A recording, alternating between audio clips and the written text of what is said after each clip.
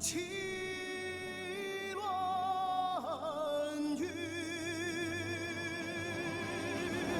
萧萧青草，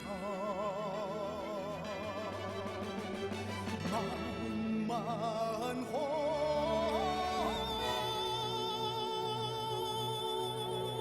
尘。人活世上争口气，一腔热血几回平。看罢了古今多少事，英雄莫问出身，莫问出身，顶天立地男子汉，花开花落俏佳人，说尽了悲欢多少情，英雄自古万人，万人。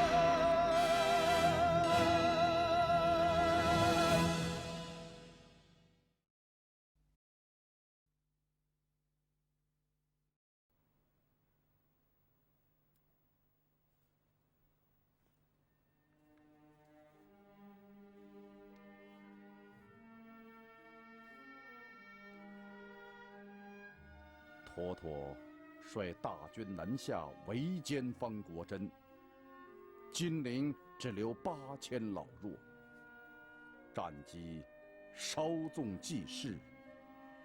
郭少帅日前已亲自领军奇袭金陵。在下奉命率3000弟兄守城10天，擅长本想早日归校上位。但此时重任在肩，道义当头，不忍离去。擅长当在10日后归来，但10日之内如城池失守，擅长唯有自刎谢罪，盼将军见谅。这信写得好，有意思，太有意思了。哎，你们哥俩听出里面的意思了吗？现在有2座空城，一座是金陵，一座就是亳州。瞧出来了，李善长这是故意把消息告诉咱们。上尉，咱们回家的时候到，趁郭天旭不在，轻取亳州。我想守城的弟兄是不会为难咱们的。班弟，你觉得呢？不妥。不管郭天旭这小子多恶，但他现在是大帅，正率军攻打援军。咱们这时候要是趁虚而入，好像有点说不过去吧？行啊，三弟有长进，有见识。嗨，其实啊，李善长这个人非常的聪明，他写这封信的意思就是不让咱们在这个时候去攻打亳州。咱们一旦攻城，就等于逼他自刎。那咱们就干坐在这儿，无所作为。咱一直觉得这件事有点蹊跷。你说妥妥也是个身经百战的援军宰相，他为什么会率领全军去围剿方国珍呢？再说金陵城又是江南重镇，万一有什么闪失……哦，对了，金陵城里的消息是陈野密报的。陈野这个人，不大可信。上尉啊，你还记得吗？陈野归降的时候，你还陪那些降卒们露宿了1宿，让他们感动的要死。怎么现在又不可信了？我确实是陪他们露宿了1宿，但是那1宿我喝了不少酒，也听了不少陈野献媚的话。之后啊，咱辗转了解到，陈野这个人在3年之内多次改换门庭。其实啊，他过去是杭州的援军，兵败后变成了张士诚的部下，被援军收买后又变成了援军，再之后就是被我义父打败了，摇身一变又成了义军。再后来又被元廷招抚，成了统军的将领。陈野啊，他是为银子打仗，谁给的银子多，谁就是他的主子。上尉，难道你是神仙，一眼能把人瞧透？咱不是神，咱只是觉得那人的味儿不对，说起话来甜得发腻。如果陈野暗中投靠脱脱了，那他的情报就是圈套。郭天旭这回惨了。行了，也许咱自个儿胡想，也许咱错怪了陈野，也许这郭天旭现在偷袭金陵已经大功告成，马上就要威震四海，号令天下了。上尉，你就干脆说吧，咱们该怎么办？告诉各营，集结所有的兵器战马，准备出战。上哪儿？咱不知道，咱得等天上掉下一个消息来，咱才知道去哪儿。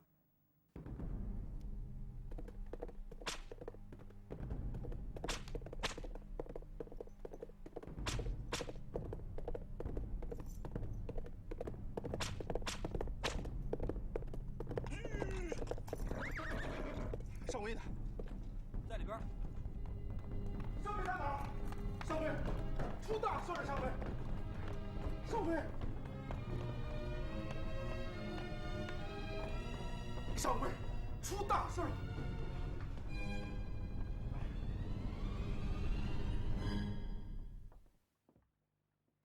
李先生，来了。咱的少帅郭天旭陷入重围了吧？你怎么知道？走了，说详情吧。在下得到急报，郭天旭率军行至金陵近郊黑石矶后，突然陷入了元军的重围，不下7、8万人呐。眼下少帅他们正在血战，遣人报信，求援着呢。金陵不是座空城吗？哪来这么多援军呢？这都是妥妥的圈套，还有那个陈协，早就暗通官军，西报假信，诱少帅入套。他把少帅的几万义军带入黑石矶以后，突然从怀里抽出朝廷颁给他的一道伪令，说自己是什么浙东大帅兼平江正事了，其部下也跟着立刻哗变。一眨眼，老母鸡变成鸭。郭天旭呀，郭天旭，陷害自家兄弟是个能手，面对元廷，他他妈是个草包，随便给个饵就掉下去了。上尉说的是，可眼下几万义军正血战待援呐，乔大帅以大局为重啊！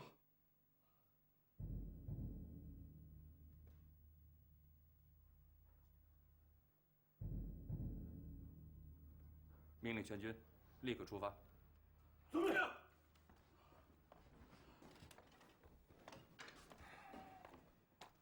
上尉，在下请求与上尉一同前去。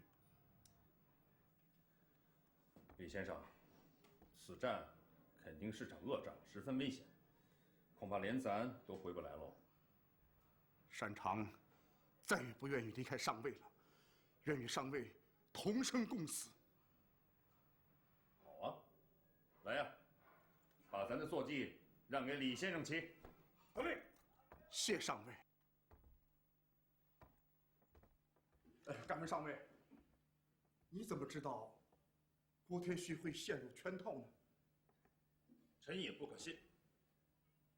你又怎么知道臣也不可信任呢？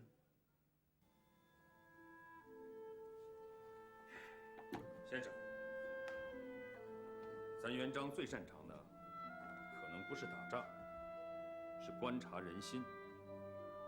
谁忠勇，谁奸猾，谁表面忠勇，内心奸猾，谁表面奸猾，内心忠勇，咱元璋一看便知。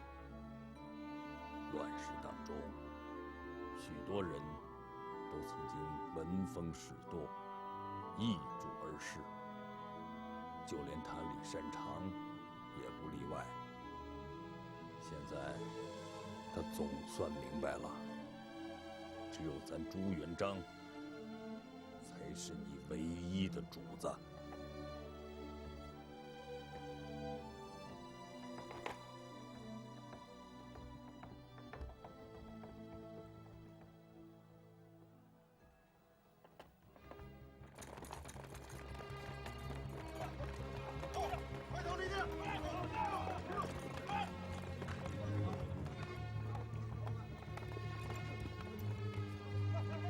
上尉，把徐达叫来。徐达，徐达，上尉有请。少尉，过来。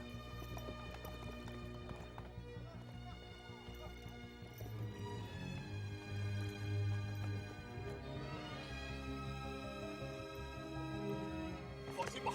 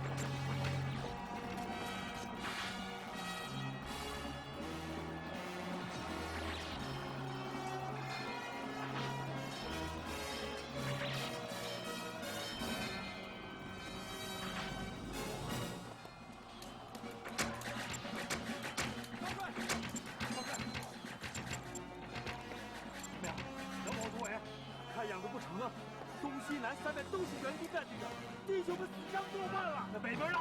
啊，为何不从北边出来呀？你回头看看，那就是北面。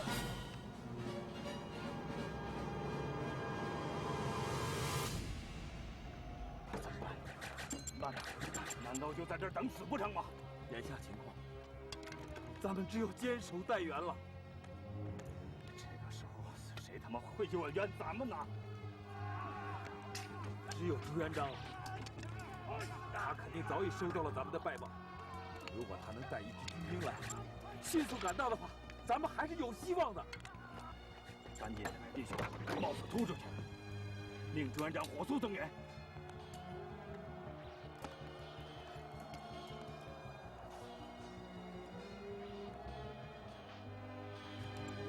你把这个交给他，就说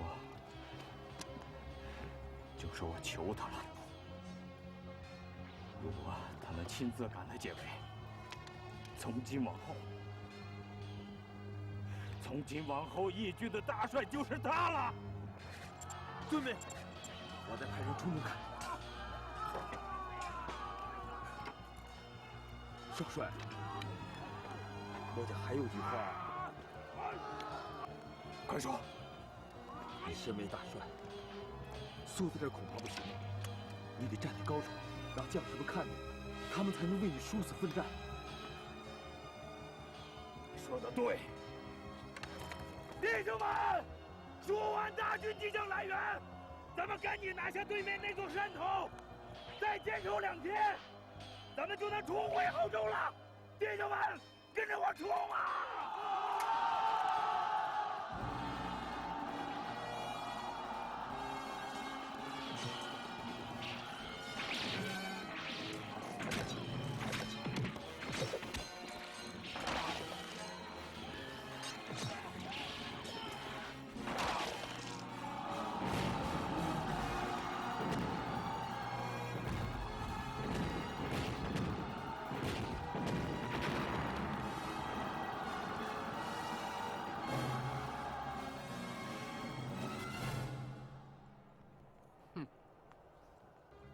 贼军要做困兽之斗的，陈爷，郭天旭有没有援军呢？禀大人，没有。怪了，那他们为何还不投降？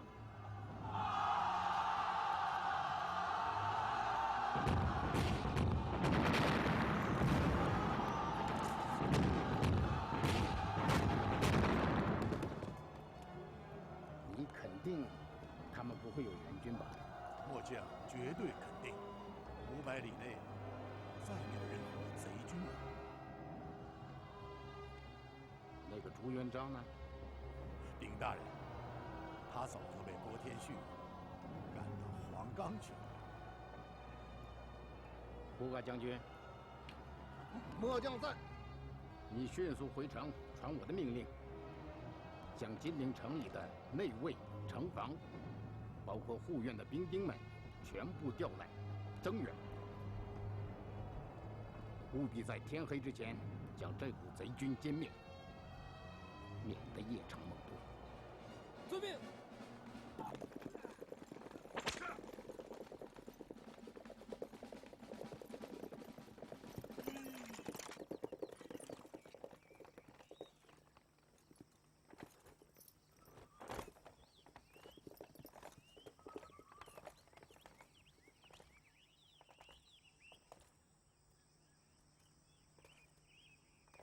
下马休息。是。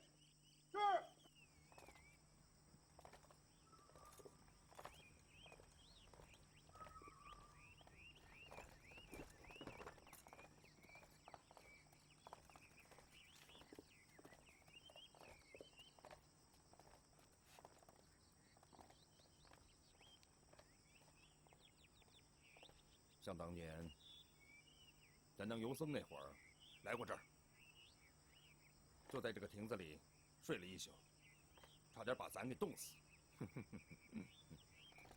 上尉，黑石矶好像快到了。是我知道，左边是黑石矶，右边就是金陵城，两境相差也就10几里吧。上尉，你打算如何进兵呢？传令下去，让兄弟们吃饱喝足，好好歇息，等待命令。是。先生，请进去歇会儿。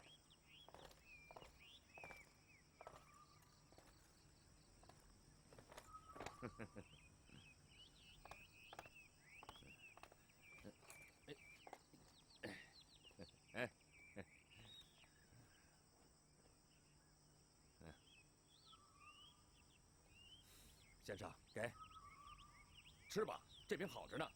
咱小时候啊，每天做梦都想吃上这样的饼呢。上尉10几里外，少帅他们生死未卜啊。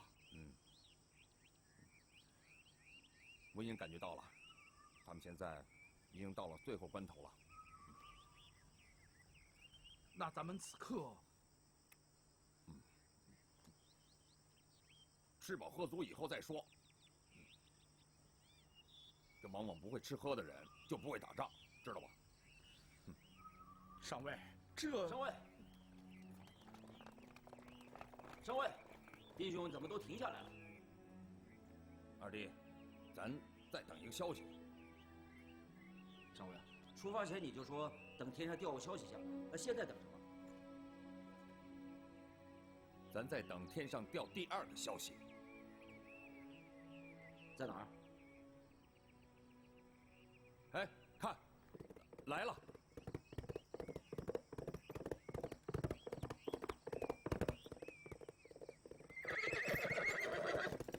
上尉，上尉，咱回来了。情况如何？完全如你所料啊！如今的金陵城才真正是座空城的，连城防、内卫、巡逻的兵丁全被调到黑石矶去了。天黑之前，一定要拿下金陵。哈哈，三弟啊，原来你跑到金陵城去打探虚实了。上尉啊，你这招可真高明啊！当时陈也说金陵城是空城的时候，其实不是。不过他现在确实是座空城，咱们一攻即可。上尉用兵真是出神入化。不过，少帅他们，跟你说句实话吧，金陵城的所有援军都在围攻郭天旭，咱们就算是及时过去救他，也是救不出来的。咱们只要攻克了金陵，就断了妥妥的根据，军心大乱，也许郭天旭还有一线生机啊。上尉明鉴。走，上马。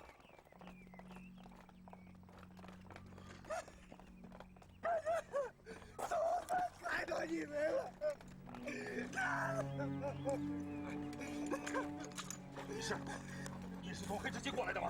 是，刘强的5万多兄弟被围青石矶，多少已经不到3成了。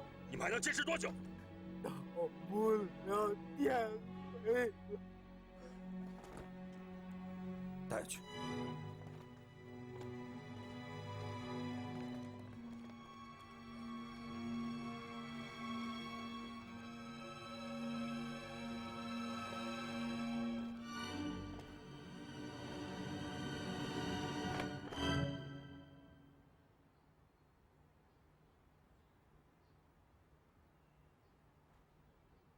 直取金陵，驾！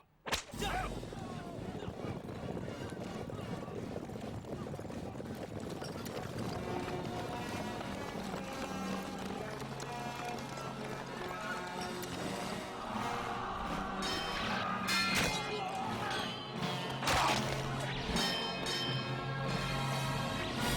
朱元璋，你他妈怎么还不到啊？求你了，快来救援吧！快呀！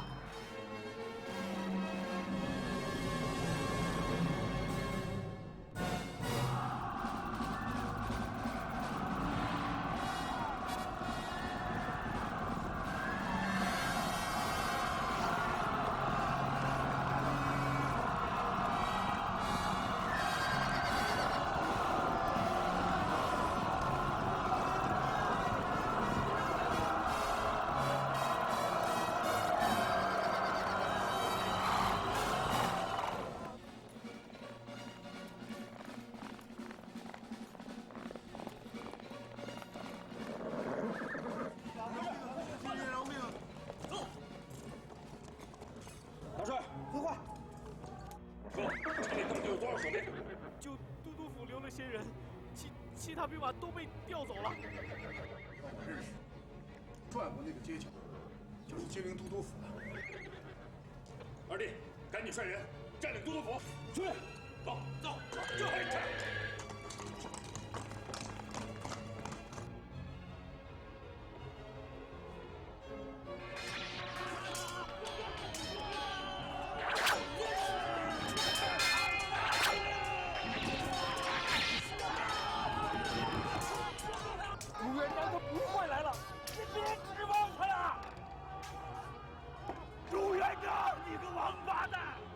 你他妈见死不救啊！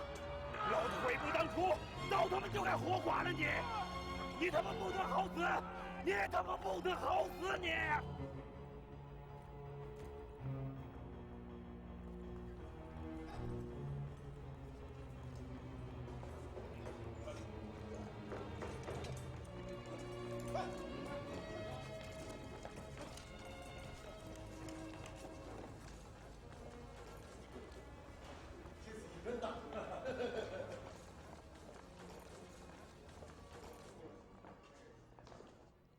先生，这是宝贝。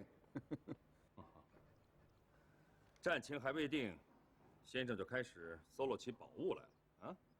上尉说的是，这些啊，可都是无价之宝啊！是吗？那咱瞧瞧。你们都看看啊！哎，这是宝贝，宝贝哇！什么宝贝？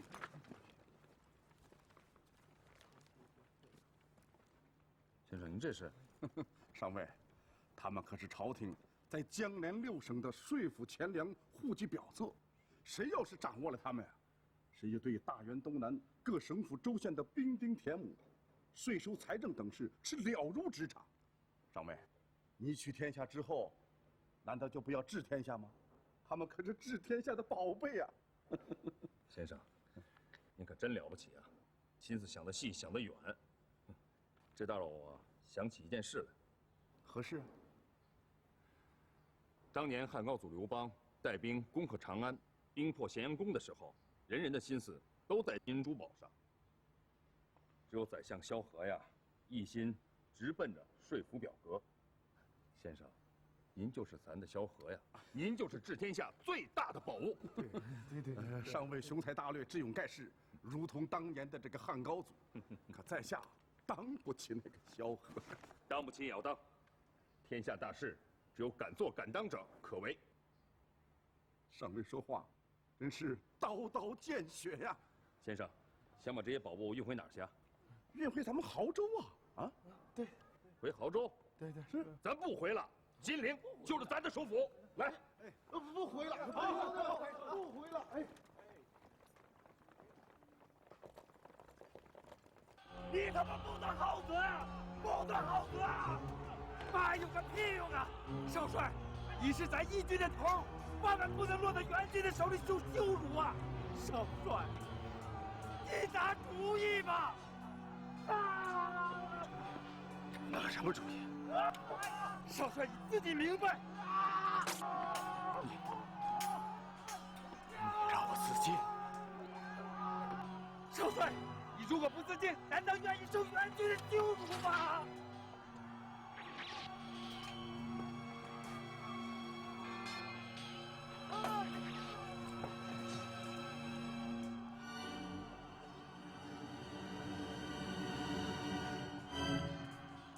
朱元璋啊，朱元璋，你汉，你汉！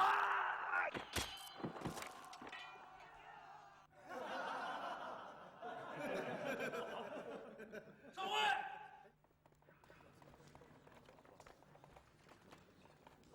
少尉，城中残敌都已经肃清了，下一步该怎么办？其一，张马安民，稳定人心；其二，分兵部署，严防援军反扑。我想黑石矶那边已经到了最后关头了，双方已经精疲力竭，这时候我们要出一支精兵，或许还能救出一些义军兄弟。咱去。好，三弟，如果援军势大，万不可恋战。明白。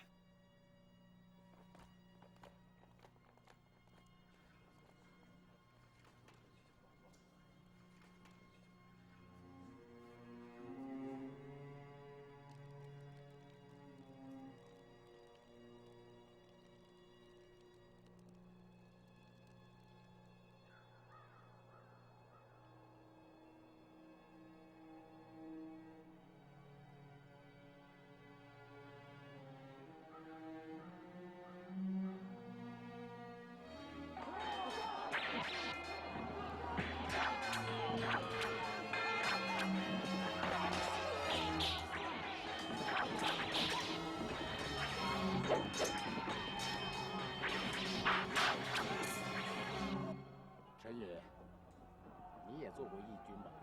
是。你做的那支义军，每逢绝境，都会十分明智地屈膝投降。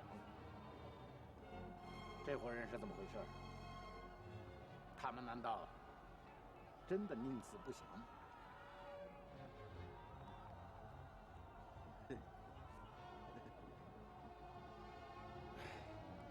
如此呆傻之神要是多了，天下何能有太平？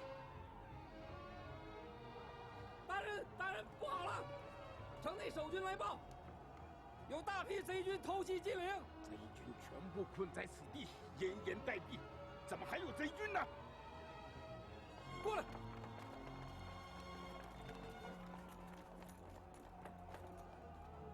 快说！禀相爷，的确有大批敌军攻城，他们好像是从天上掉下来的，一会儿城池江就被他们拿下了。什么？金陵丢了？哪儿来的贼军？谁的队伍？不知道。是朱元璋。方圆几百里就他这支队伍。还是你聪明啊！朱元璋趁我大军出动，偷袭金陵，又为何不报？大人，小人万万没想到，那朱元璋竟如此猖狂啊！说，贼军有多少人？大概有10000人吧。恐怕不止，起码有5万人。不，小人觉得贼兵们铺天盖地，不下也8万呢。可大人，朱元璋绝没有那么多人马，绝不会超过1万。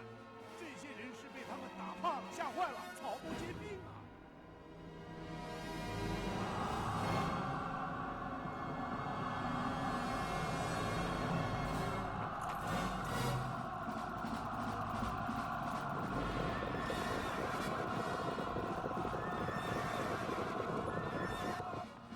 朱元璋如果只有10000人，那他守城尚显不足，怎么敢分兵与我交战？知道了，是朱元璋的奸细，是他派人来。大人，错怪小人了，小人对朝廷忠心耿耿啊！贼军靠近了，大人当心啊！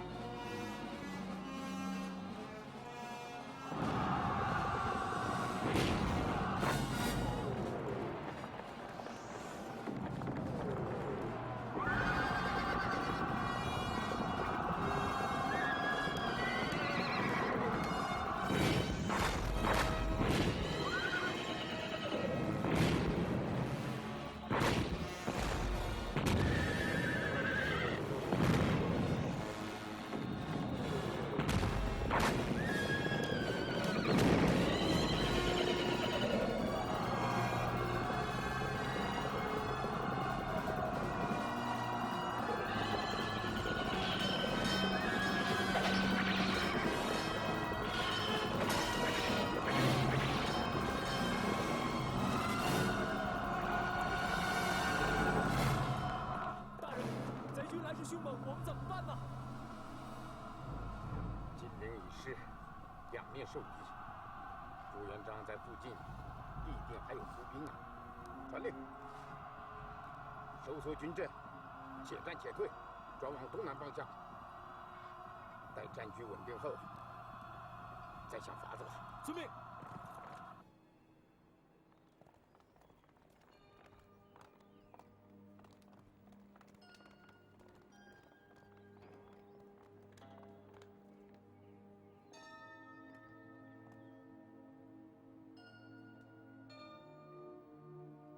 嘿，你看这墙，可真是铜墙铁壁啊，比咱以前听说的还要雄伟。有了这家伙，咱可真是浑身是胆，什么都不怕了啊！金陵不但铜墙铁壁，而且是得天独厚。它北有长江之隔，东与中山之险，而南面苏杭湖一带，自大汉以来就是天下最为富庶的州县。它人丁兴旺，稻米富足，盐铁等物更是取之不尽，用之不竭。谁要是得了金陵，谁就可以雄踞东南，进而窥视天下。在下恭喜上尉天意所属，大业有成啊！这业绩大了，麻烦也就大了，对吧？哎，大哥，这话什么意思啊？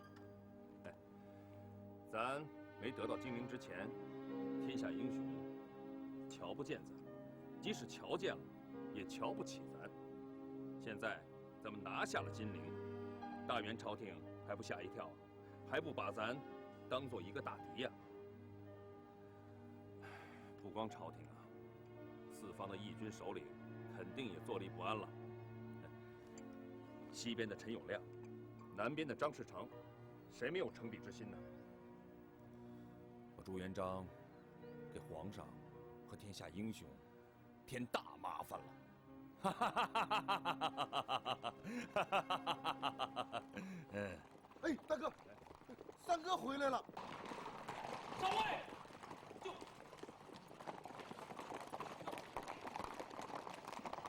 去，把他迎上来。哎。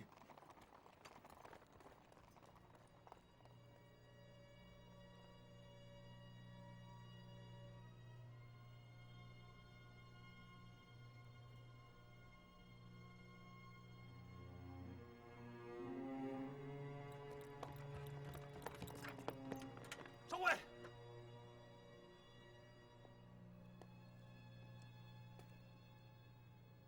怎么样了？援军们撤了。黑石矶5万多弟兄，只有不到5000人生还。郭天旭呢？自尽了。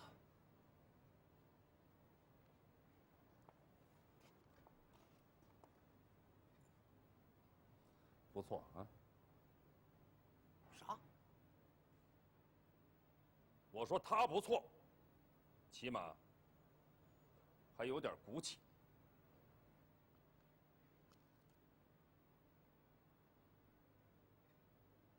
全军服丧，举哀。请上尉示下，丧事在何处举办？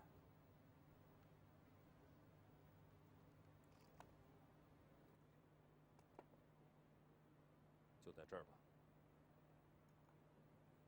这儿离天近。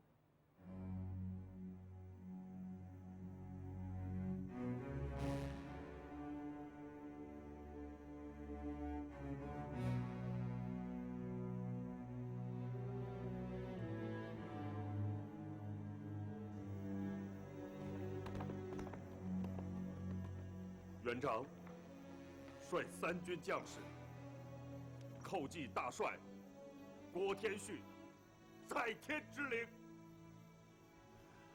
少帅随副帅举义以来，顺天行道，征讨元廷，誉满海内，威震四方。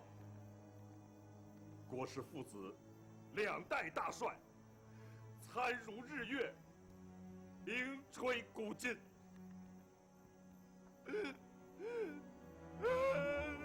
天旭兄啊！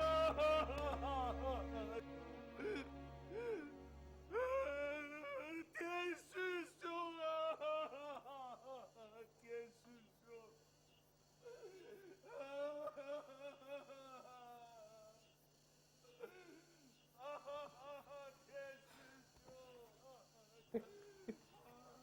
二哥，你听听，大哥今儿怎么了？有那么悲痛吗？哭得比唱的都好听。这你就不懂了吧？自古以来，灵台就是戏台，哭就是唱。我猜啊，这会儿他心里别提有多高兴了。反正郭天旭已经死了，他爱怎么说怎么说呢。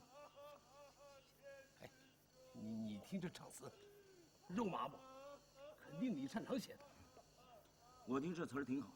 嗯，兄弟啊，现在恩怨已经结束了，需要笼络军心。再说呢，很多弟兄都是跟着郭大帅起事的。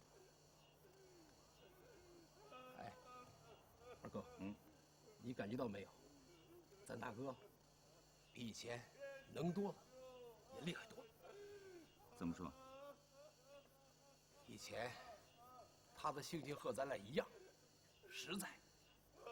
可现在呢，他也学会了杀伐决断，恩威并用。真中有假，假中又有真。我现在是既敬的，又有点怕。嘘。他以前叫朱重八，现在叫朱元璋，这能一样吗？三弟啊，我早就想跟你说句心里话。记住，就像你我这样的弟兄，今后在大哥面前也得收敛着点。要知道，咱们不但是他的弟兄，更是他的部属。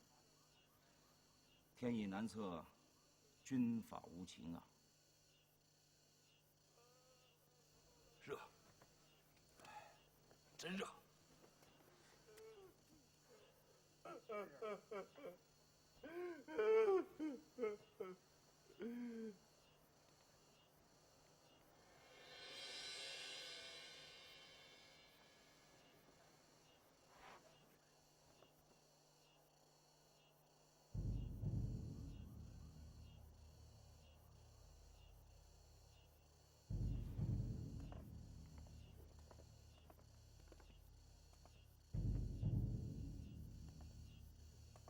压上来！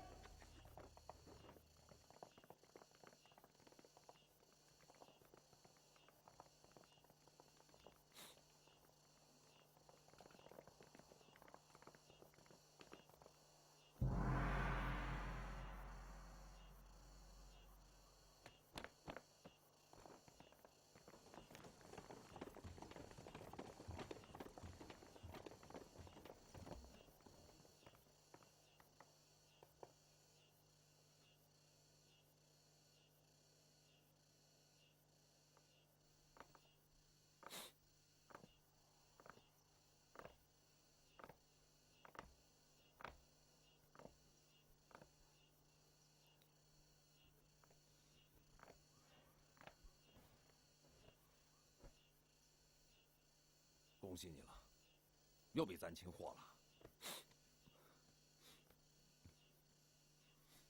大帅饶命啊！我是汉人，不是猿狐啊！我知道你是汉人，但是园亭当中也有好人，汉人当中也有禽兽。兄弟，你还记得那天晚上，咱俩一块儿躺在死人骨头上，喝酒露宿吗？记得，大帅，小人求您饶命啊！今儿啊，咱得请你到地下睡觉了。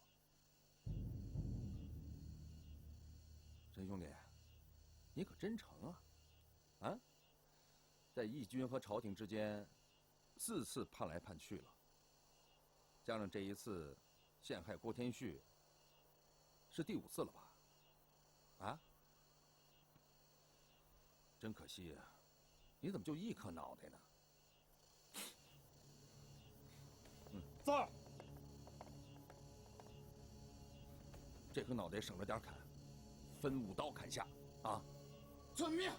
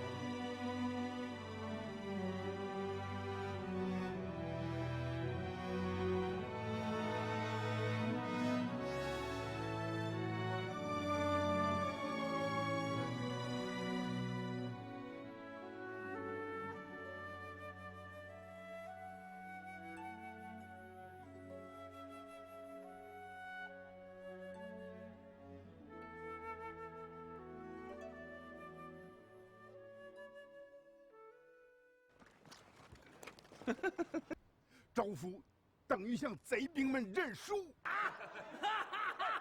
三弟，不可分上！我知道，上尉对当年那件事一直不能忘怀。